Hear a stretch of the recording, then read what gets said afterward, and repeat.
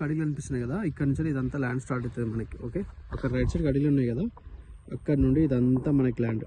Okay, ఎదురుగా పక్కన ఒకటి వెంచర్ టైప్లో చేసారు కదా ఆ కడీలు, అక్కడ నుంచి ఇది మొత్తం మనకి 9 ఎకరాలు 26 గుంటలు ఉంటుంది. లెఫ్ట్ సైడ్ కడీలు కనిపిస్తున్నాయి కదా, ఆ కడీల నుంచి వేప చెట్టు నుంచి ఇంకా లెఫ్ట్ సైడ్ అదంతా ఉంటుంది మనకి ప్రాపర్టీ.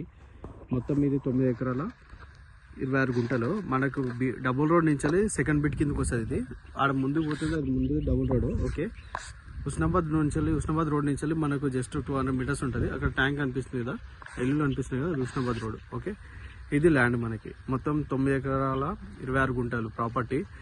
జనగాం నుంచి 32 కిలోమీటర్స్ ఉంటుంది. హన్మకొండ నుంచి 50 కిలోమీటర్స్ ఉంటుంది. అక్కడ ఆటో పోతుంది కదా, ఆటో పోతుంది మనకు రోడ్ నుంచి ఇది సెకండ్ బిట్ అన్నట్టు. అది డబుల్ రోడ్, ఆటో పోతుంది. ఇదేమో సెకండ్ బిట్ కిందకి వస్తుంది. ఇది దారి మనకి లోపల రావడానికి మంచిగా ఉంటుంది. జస్ట్ సెకండ్ బిట్ కిందకి వస్తుంది ల్యాండ్ కాబట్టి 100 మీటర్లు ఉంటుంది బీటీ రోడ్ నుంచి.